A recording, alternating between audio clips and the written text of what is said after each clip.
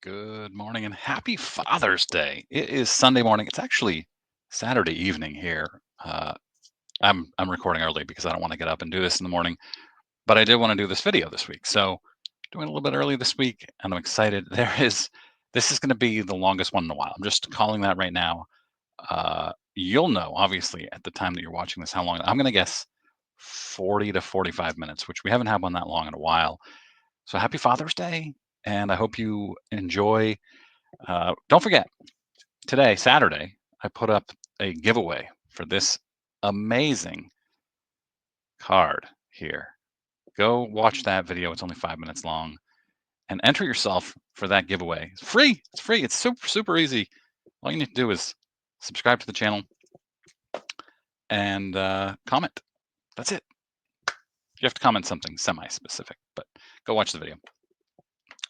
Let's jump in, and I'm just going to get started right away. So here we go. As always, throw some comments in as you see fit. All right, we're going to start with this because it's perfect Father's Day start.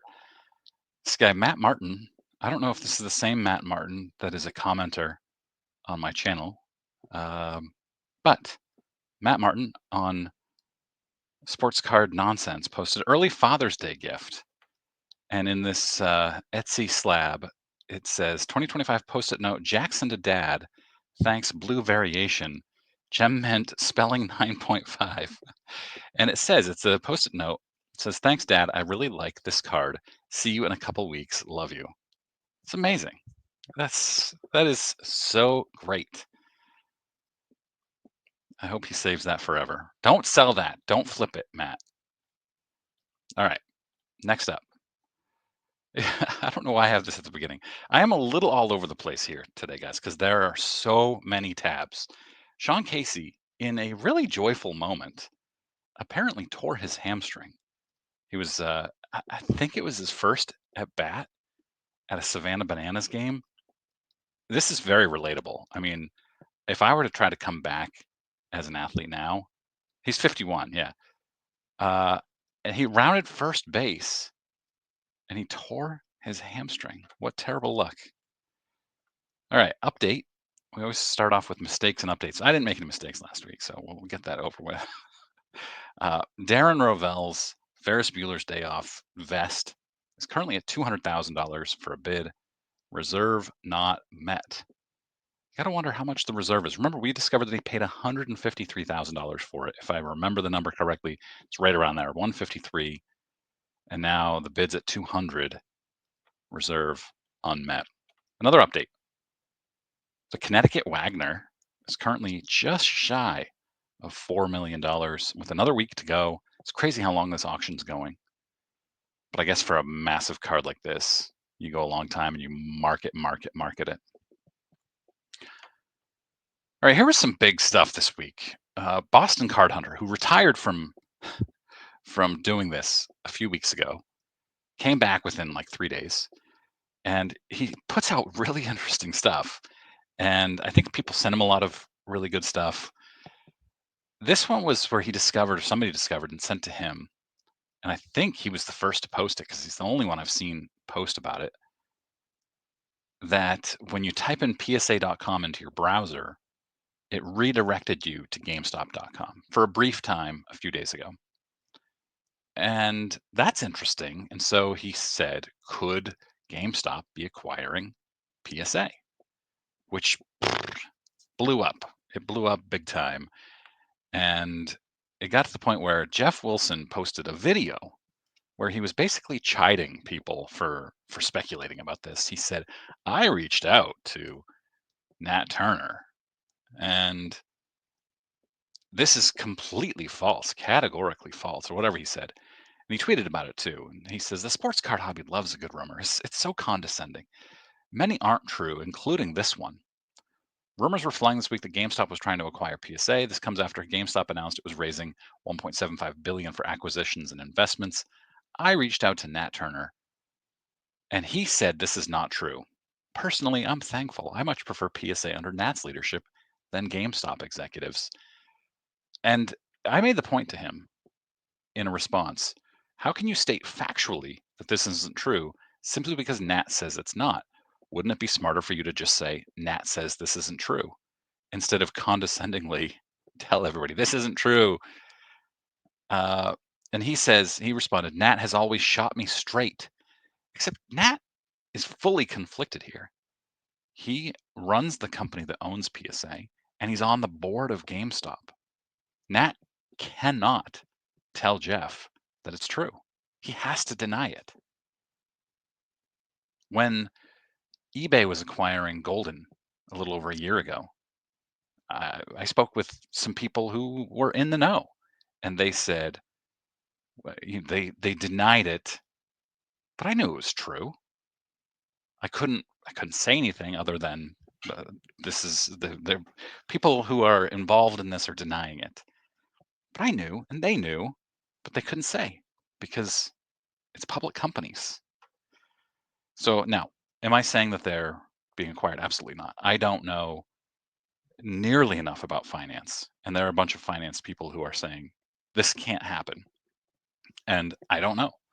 There's not enough money because apparently GameStop doesn't have enough money allegedly to do this. I'm not sure. So I'm not saying that this is happening. All I'm saying is what you shouldn't do is say this is categorically false because Nat Turner says it's not happening. So Ben Burrows of Collect says PSA source confirms to Collect Media there are no current plans for an acquisition by video game retailer GameStop. This is the way to say it. There's no denial here. It's just there are no current plans. And this is basically exactly what I was told about eBay and Golden. There are no current plans because they're working on the plan. There they were the Golden and eBay thing. And so there's some wiggle room here. And they also explain where the PSA website forwarded to GameStop was a tech configuration error when testing an upcoming feature with GameStop. So Ben Burrows, this is journalism. Good job. Okay, Darren Ravel, Nat Turner. Nat Turner tweeted out this. Here's one of my cats. Just came down to hang out. Nat Turner tweeted out, "This is quite an autograph." And a lot of effort went into this autograph. He wrote, "This is Braylon Guerrero, maybe Brayler. I'm not sure. It's tough to read the name because of the coloring there." Darren Ravel tweets, PSA should start failing autos like this. Maybe the card companies would start to care. And I agree with Darren. I don't agree with Darren a lot. I agree with him there. Nat replied, well, it's technically his autograph. I'm sorry, but that's just a letter. That's not an autograph. What do you think? Let me know. This is the other big news of the week. SGC is ending bulk submission rates, bulk discounts on submissions. So this is Boca Raton, Eric Drew from Boca Raton, announcing that they are no longer getting discounts through SGC. And he offers a wipe down service, not a rub down service, which Jeff Wilson said. It's not a rub down service, Jeff. It is a wipe down service. And some other things along here. So now they're charging $18 a card for 1 to 9 cards, $17 a card for 10 plus. It's $15 a card if you send directly to SGC yourself. And so the value prop for going through these bulk submitters, I assume, is reduced, but maybe I'm sure some people are still going to love it. And that's great. So I hope this doesn't do much damage to Boca. I think they said that they are currently discussing with PSA representative a discount through them. So a lot of people talked about this week, that this is the end of SGC or part of the end, and this is confirming. I talked to Pete 2.5 years ago. I had a video with him, and afterwards I asked him, maybe it was even on the video, I asked him, how much money are you making on these bulk submissions and the $9 tops special? And he said, basically, we're losing money on them. So it makes sense that they would end them, and I'm sure Pete doesn't want to. I'm guessing this is a collector's thing, the capital C collectors telling them they have to end it. And then Collectors has confirmed that it has no changes planned for the dealer program following the elimination of discounts for bulk submissions. The pricing change is meant to better control demand and improve turnaround times. Yeah. So turnaround times have gone way up for SGC. I'm still not convinced that they're going to get them back down. I don't know that they want to. It's expensive to turn around cards quickly. It's just like it's expensive to answer phones quickly in a call center. There is built-in uh, patience for a certain amount of time.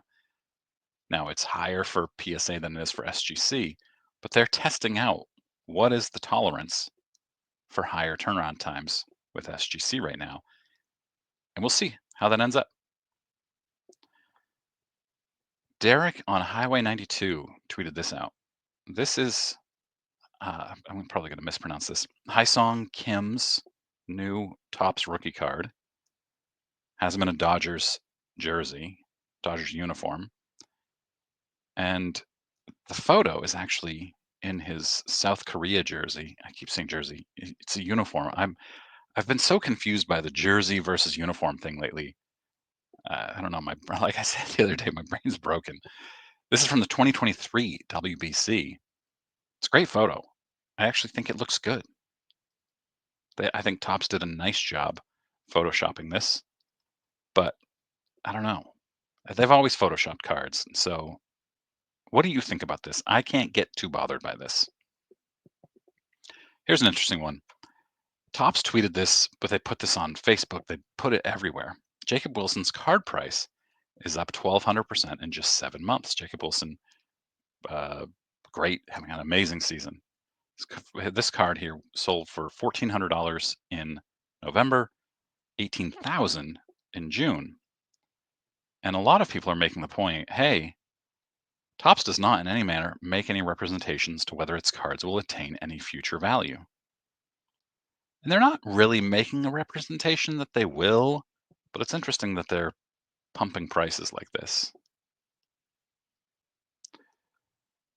All right, Joe Orlando tweeted this out. This is a poorly centered PSA 10 1961 Fleer Wilt Chamberlain. And you may remember I did a video on the PSA 10 from the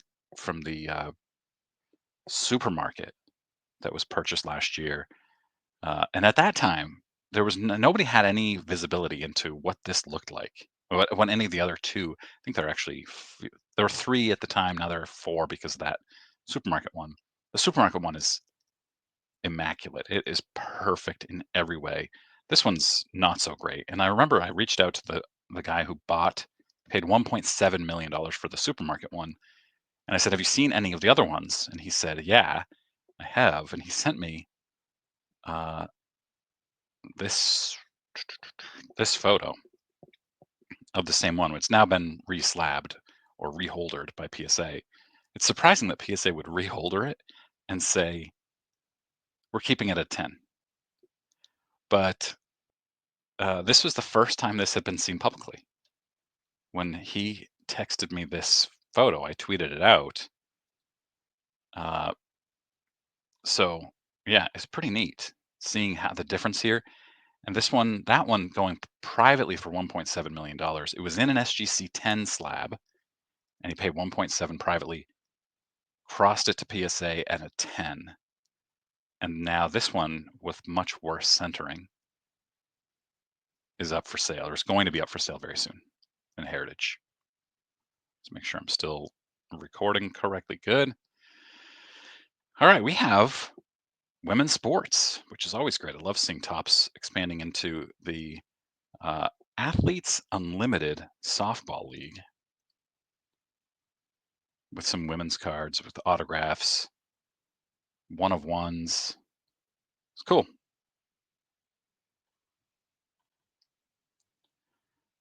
All right, and back in the 2002 World Series, you may recall this.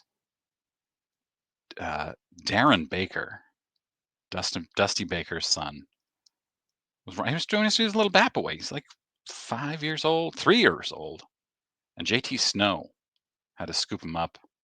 2002. Now he made his major league debut last year, and he has a mirror variation on his rookie card of him as a bad boy, which is a blast. I think this is awesome. Topps, I gotta say, as much as I hate them now that they're under Fanatics, they do some amazing things. This is very, very cool. And here's another cool one. This is the most amazing catch we've seen in years. I still think that well, I don't know. I'm not going to argue. The Jim Edmonds catch was amazing. I don't know if that's better, but it's right up there. I know I'm going to get a lot of angry comments. The Jim Edmonds catch is better. Willie Mays catch is better. The Denzel Clark catch was bonkers, and Topps has memorialized it on this Topps Now card, which is cool. It's fun. Paul Lesko did. I covered this. You may know Paul Lesko, hobby attorney. I've interviewed him before. A lot of people have. Greg Kreindler, I think I'm pronouncing that right, but I might not be, is the greatest baseball artist maybe ever. He's just a stunning, amazing artist. And Paul Lesko a few weeks ago announced that he had come to terms with a copyright infringer and stopped that person. Now they've done it again, and you can see side by side. Here's the registered work, and here's the infringing image that somebody's trying to sell a card with. Same thing here. And it did this with a bunch. Don't do this, people. Don't steal people's images and put them on cards. Speaking of images, this is Scotty Barnes Panini Revolution using the same exact card 2 years in a row. Here, let's do it this way. Same image 2 years in a row. That's not good, Panini. Or you may remember the drama from the winter where everybody figured out that the Topps had eliminated black parallels because they weren't on any checklist. Well, Topps announced they are back. After their absence from this year's Season 1 release, black parallels are making their return for Series 2. And a few people mentioned, was this single-handedly Eric from Those Back Pages effort? Because he was a big proponent of Topps black parallels, and indeed, he was a big part of it. I love tennis. I watched both finals from beginning to end. Yes, I sat through 5.5 hours of the men's final. And now we have a Coco and Carlos 1 of 1 Topps Now autograph. There's going to be a Topps Now card coming out. And I'm wondering, so they always do these mock-ups. I wonder if it will actually be on-card autographs, or if when we see the card finally, it will be sticker autographs. Because I feel like this is a misrepresentation if it ends up being a sticker autograph.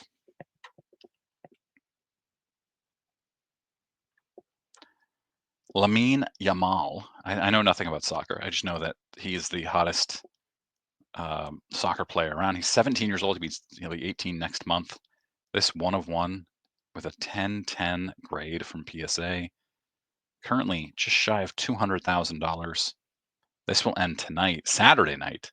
So by the time you are watching this Sunday morning, it should have a final price. Rafael Nadal,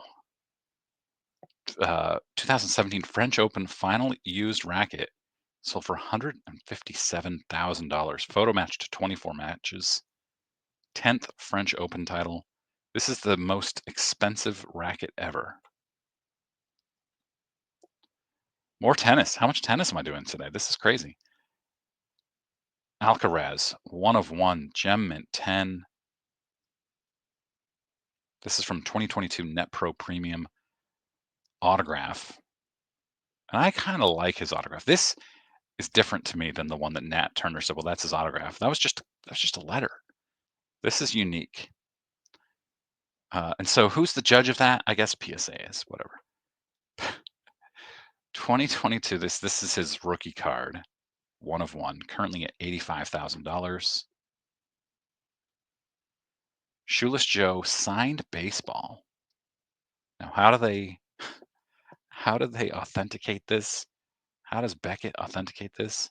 This is very, very rare because he was apparently, if I remember correctly,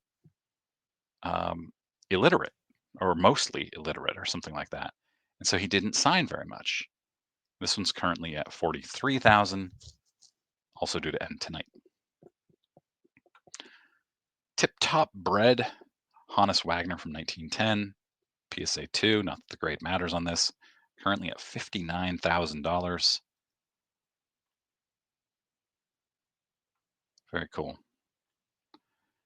Rowan Anthony, collectors are flocking to invest. I didn't want to cover the story per se, but just the headline bothers me. Don't invest in Jaron Duran right now. It's too late. It's too late. His prices right now are most likely at the highest they will ever be, or they were a few days ago when he got called up. In all likelihood, any major prospects' values will go down and never get to the point they were when they debuted. Some do, of course. This is not a perfect rule, but as an investor, if you are an investor, you shouldn't be buying at the peak, which is when he's called up. If you're a flipper, fine, buy it, turn around, sell it to somebody you know is going to pay more. But an investor, why would you do that? Okay, back on June 11th, 1995, the Montreal Expos hosted the Giants, and Tom Brady was 17 years old. He was a prospect, and he took batting practice before the game. I found this interesting. Darren Ravel wrote this. He always does the collect ticket articles because he's the ticket expert. This is expected to sell in the $1,000 range. At the bottom, Ravel writes that the same ticket sold for $960 in December at Heritage. And I think I've messed up. What did I do here? Yeah. So here's the Heritage. I found this $960. This ends, the cert ends in 990. The new one ends in 989, so it's one away from it. And this one I found on eBay ends in 988. So all three of them were graded at the same time in succession. This one was originally on eBay 2 months ago, up for sale for $550 or best offer, and it was ended by the seller. I wonder if it's because they realized it was worth more. I don't know, but I found that really interesting. All right, speaking of tickets, Michael Jordan took BP at Comiskey, which is where this photo came from his SP1 91 Upper Deck. And here's the ticket. This ticket, ungraded, sold for $879. Feels like a kind of a bargain. 1990, July 25th. Morse hockey stick. This is on Sotheby's. This may be it's one of the earliest known hockey sticks. And people are saying this could sell for $3 million. And yet here we have 14 bids, current bid, $1,200. So I'll be watching. I find this really interesting. This is a piece of history, one of the earliest known hockey sticks, and it's survived all these years. Pretty cool. Oh, we've covered this so many times, and it keeps happening. Wax Museum podcast. Kyle does a great job, and he's the one who always posts these. He's a big basketball card guy. He's a big basketball guy like me. De'Aaron Fox always has photoshopped sleeves on in Panini cards, and nobody knows why. He doesn't wear t-shirts under his jerseys usually. He doesn't have tattoos or none. Yeah, I don't think he has any. So why do they keep adding Photoshop t-shirts to him? REA, if you are an REA customer, they're increasing their buyer's premium to 23%. I believe it was 20% before, which is pretty standard in the industry. Now it will be 23%. Yikes. I'm in a vintage Discord, and a lot of people are not happy. Big REA customers in there.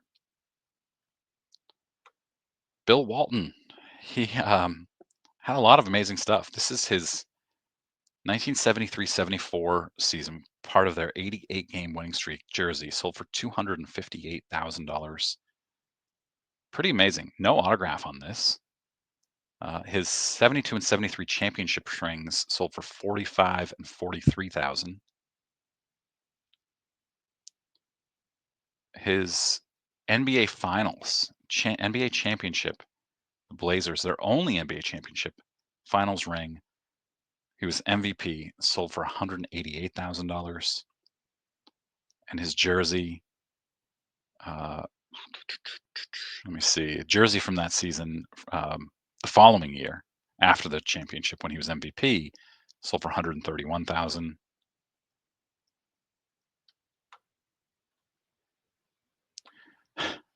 Armando Galarraga and Jim Joyce card. Unfortunately, not dual autographed. We just have Galarraga's. If you remember, Galarraga had a perfect game, but Jim Joyce, the umpire at first base, called the runner safe when he was very clearly not safe, and Jim Joyce has fessed up to it, and they've made up. And Galarraga was very gracious about it afterwards. Now signing this with an inscription almost perfect, and there are 100 and 200 of them that are coming out through Leaf Metal. You may have seen this.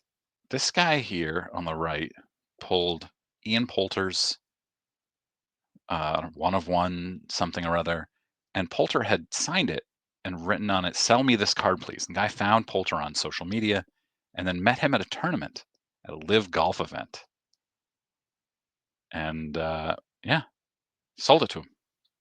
Pretty cool. I like stories like that. Oh yeah, back to Roman Anthony. This card here, his one of one first Bowman Chrome Superfractor, BGS 9.5, 10 autograph, sold for $63,000 in September. Be interesting to see how much that would sell for right now. And here's Roman Anthony's debut patch. I like seeing debut patches on the jerseys. I don't know why. It's just a weird little thing for me. It's cool seeing something on a jersey that you know is going to be in a card next year or later this year. Probably next year, right? We already covered this.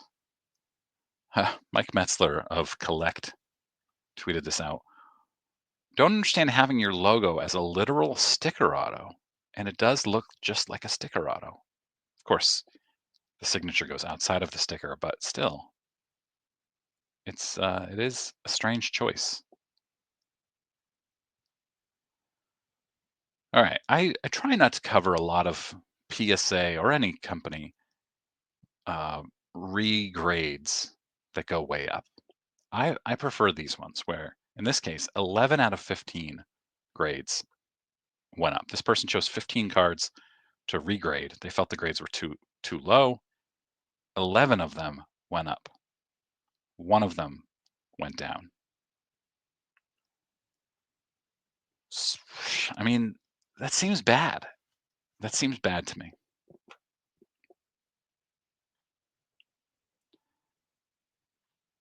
One of just 11, Gem Mint 10. I keep doing this. Here we go. That's better. One of just 11, Gem Mint 10, 1968 Topps Mickey Mantles coming up in Heritage Summer Auction. To me, this is the worst design in vintage. I'll be really interested to see what this sells for. This is Herpelsheimer. What a weird name. I think this, if I remember correctly, Herpelsheimer was a department store back in the day. I've done a video on this. PSA 10 Herpelsheimer Babe Ruth from 1916. Also going to Heritage. George Mikan PSA 9. They've got some amazing vintage coming up this summer. Look at that. I grew up doing the Mikan drill as a basketball player, as a kid, always doing the Mikan drill. I had no idea who George Mikan was until a little bit later in life. There are only 11 of these too, I believe. I think that's PSA. Where does it even say it on here? It doesn't seem to. There are not very many PSA 10 Herpelsheimer Babe Ruth. 11 of these. I think that's PSA. Where does it even say it on here? There doesn't seem to. There are not very many of these Tiger Woods rookie, 2001. I know it's not really his rookie, but his most desirable early card. There are very few that have been autographed and certified by PSA. And this one is currently at $7,000.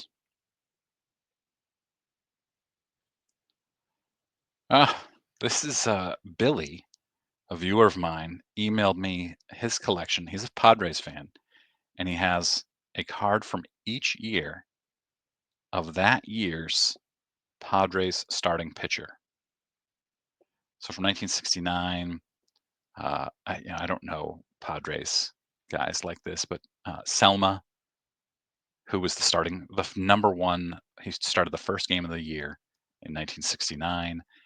And then if we go out, you can see, like if we go to, we've got Andy Bennis, who started 93, 94, 95. Eric Shao, 86, 87, 89. Bruce Hurst, 1990. Trevor Hoffman. Does that make sense? Was he starting games in 2002? Did I misunderstand? I don't think I did. We're going to pause this for a second because now I've just noticed something and I'm not sure if that's right. Okay, as I thought, Trevor Hoffman was never a starter. So I had forgotten, he did explain this. Kevin Jarvis was the opening day starter in 2002, but Kevin Jarvis didn't have oh yeah, because he didn't have a Topps card. He only had Topps Now. So for continuity, he put in Trevor Hoffman's card, which makes sense. Sorry for the confusion to Billy, but this is a really cool collection. I like this stuff. All right, this person, Alex Gregg of Sports Card Nonsense, tweeted, "I probably overpaid, but I really like the looks of this card. I paid $66. This is a 2024 Prism JJ McCarthy Prismatic Green Wave PSA 10. Paid $66. He likes it. You don't need to apologize for how much you paid. You don't need to say you probably overpaid. You paid how much you wanted to pay. It was worth that to you. I think John Mangini often talks about how we apologize for the appearance of our cards. We don't need to apologize for that. We don't need to apologize for how much we paid for them either. You got a card you liked. You paid a price that you felt was fair. All right. Oh, shoot. You know what? I lost. Hang on. We're going to pause because I'll be right back. All right. So I lost the link. It, for some reason, refreshed on me, but that's okay. The story goes, it was a post in Sports Card Nonsense, and the guy, I guess he owned a shop, if I remember correctly, and one of his employees brought in his childhood binder. He was a young guy, obviously. And he had a 2017. He had this very card, raw, in the binder. And it looked great. Had no idea it was still in there. Hadn't looked through the binder since 2017. And the last this one just sold last month, $28,800. Confirmed paid. This is of course a BGS 9.5 with a 10 auto. Cool story. I wish I still had it, but I couldn't find it when I paused and went and looked for it. But imagine just pulling out a binder and being like, whoa, I have this potentially $29,000 card from my childhood. All right, Bruce the Bat Dog has been called up by the Nationals. This is really cool, and he has an MLB debut patch on his whatever this is, bandana type thing. That's fun. Somebody's going to end up with this card, though. They're going to open a pack and they're going to end up with this card. They're going to get mad, guaranteed. All right, we have a Hannes Wagner, 1916 Sporting News, SGC 3. I saw this and I was like, wait a second. I know who owns this card. Current bids at $17.50. Sure enough. Oh no, here it is right here. The Show and Me. This is Don of The Show and Me, who is selling off his collection. And if you look closely, there is the card right there. He has a YouTube channel, used to do sports cards on YouTube, used to do a lot of sports card stuff on Twitter, but no longer. Selling off his collection, doing other things. Good for him. It sounds like he's happier. Uh, so, yeah, I thought that was interesting. When I saw that, I was like, wait a second. All right, amazing card here. As much as I dislike the Yankees, this is a great patch. This is the kind of patch, very few patches I would ever want.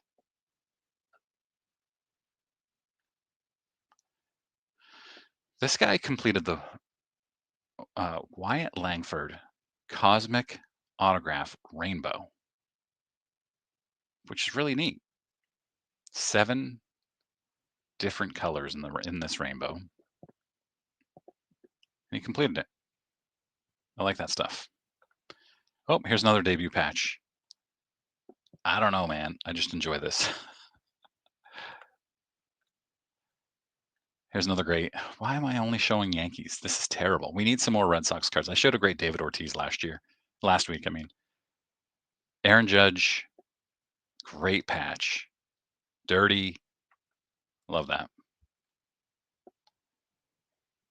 This guy sent in 4 expired redemptions, expecting nothing, and ended up with a couple of packs, a Juan Soto numbered patch card, and a numbered autograph of somebody, and another autograph of Cal Stevenson.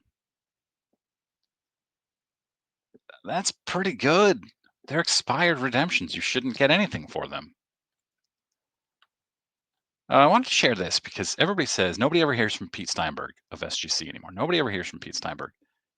This person sent in to SGC. Obviously, first mistake was sending an autograph to SGC. This is his dad's autograph of Hank Aaron from his dad's childhood. Aaron wrote "Best wishes, Hank Aaron," and he writes that they lost it. SGC lost this, and Pete Steinberg called him, told him how sorry and unhappy he was that it happened. They comped it at about $100 to $125, and this guy says that's actually a little bit high. Oh, I think this is Tan Man. I didn't even notice that. He felt like that might even be a little bit high, but Peter offered him $250 for it. And they gave him $250 because they lost his Hank Aaron autograph. So good on Pete, still providing great service when he can. All right, we have a new way to list scam fake cards on eBay. Here we have one that's republished. Had not seen that before. Mike Metzler again, second time I've featured him. He is looking for the superfractor of this Corbin Carroll. Look at that collection. He's got pretty much the whole rainbow, I guess, except the super.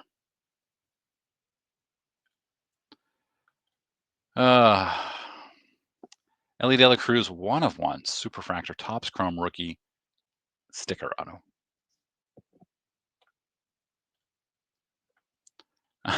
I love these stories, and I also hate them because I get really jealous. This guy picked up a collection on Facebook Marketplace for $40. That's what he says. I'm just going to believe the story. Paid $40 for a collection on Facebook Marketplace and discovered this card in there. This is Nikola Jokic rookie refractor prism. This card, by the way, last in a PSA 9 sold for over $1,000. He paid $40 for the whole collection. Okay. 2025 Topps Series 2 Shohei Ohtani All Kings. And this is case hit SSP. Sold for $1,400 right after release. Somebody jumped on it. Don't do that. Don't jump on these cards immediately like this. Because now here's one just listed, $199. Here's one listed at 2,000. Here's another one at 2,000. Here's another one at 2,500. Here's one currently going at 1,000. I might be wrong. Maybe this one goes for way more than what that one sold for. But these are not that rare, as evidenced by it's been 2 days, 3 days since release, something like that. And there were already 1, 2, 3, 4, 5 listed on eBay and one that's sold. And here is a Pete Alonso 1 of 1 All Kings. The gold sold for $1,050 right away, which feels like a really good deal comparatively. And I know Pete Alonso is no Shohei. Okay, Paul Skeen's Home Field Advantage rookie card Superfractor sold for $8,250, $8,235 just 6 months ago. And then this week it sold for under 7,000. Has Paul Skeens gotten injured? Has he gotten worse somehow? No, he's markedly better than he was last year. He's not getting any wins because Pittsburgh's terrible. But man, is he good. And his card value's gone down. And that is the point I was making is that they're inevitably, not even inevitably, but the vast majority of these guys, their values are going to go down over time.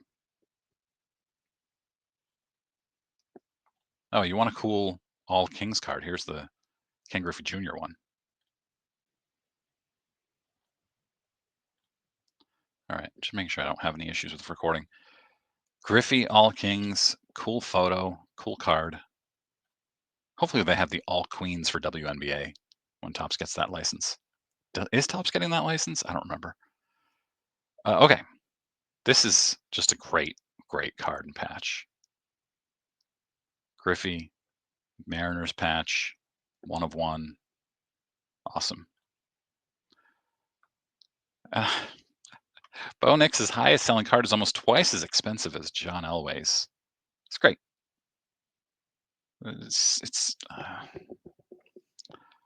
Bo Nix will never be the quarterback that John Elway was.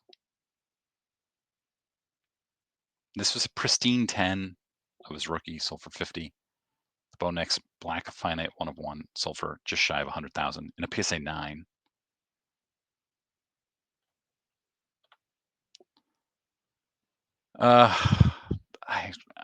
This post, I don't know if I even want to talk about this.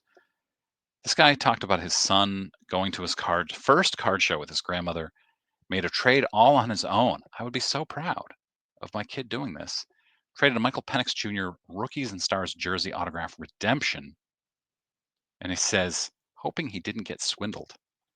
He traded it for a card he wanted, traded a redemption for a card he thinks is cool, and for a redemption that may have never panned out, may have never gotten the card. Don't post your kids publicly and say, did my kid get swindled? Inevitably, you're going to get hundreds of people who say, yeah, your kid got swindled.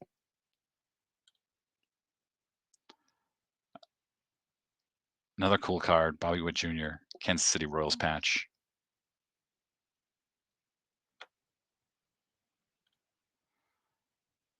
Benedict Mathurin. Look at this Mathurin collection. He scored career high 27 points in the NBA Finals game. Was that game 1, I think? Or game 3? I don't even remember. I struggle with time. Time in recent days. Time, like I can tell you what the weather was like on May 27th, 1992, but I can't tell you what game it was this week that Benedict Mathurin scored 27 points. Yeah, this guy posted his collection, and it's bonkers.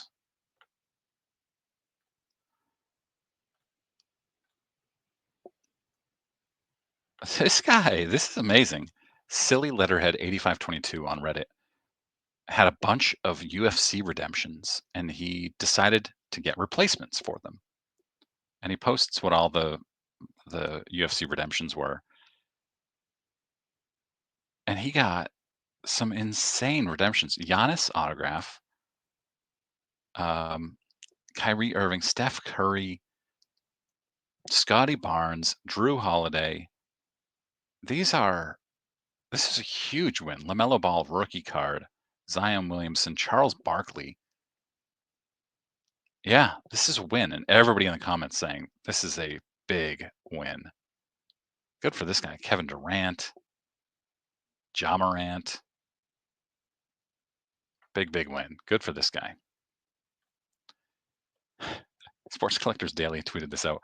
We know a flea market where you can put together a 1989 top set for around $792. Each card's listed at $1.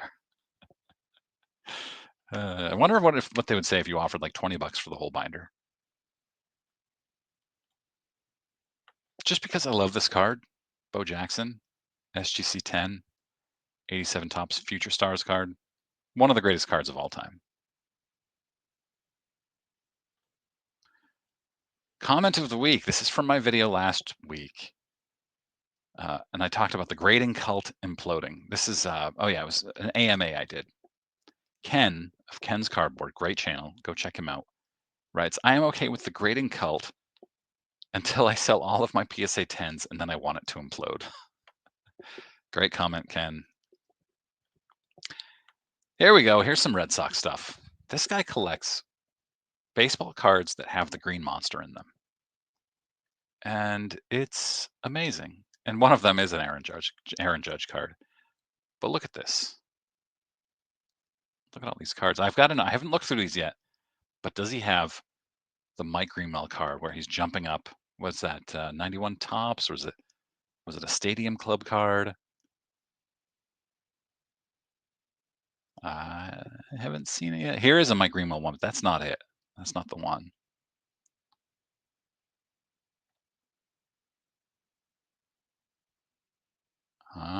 There are a lot of them here. I haven't seen it yet. Haven't seen it yet. Oh, it's not in here. He's missing that one. Still, very cool. And that is it, you guys. I'm going to unshare. 47 minutes. I was so close. I knew this was going to be a long one. I hope you have a fantastic Father's Day. I will be on my couch eating ice cream basically the entire day. That's my goal. 10 hours eating ice cream on the couch. Sounds amazing. I hope you have as great of a day as I do. Saturday, which is today for me as I'm doing this. I mowed the lawn, I did all the errands, I did everything I could so I could just do nothing all day Sunday, which is amazing. Awesome. Have a great Sunday and a great Father's Day to all of you. I'll see you soon.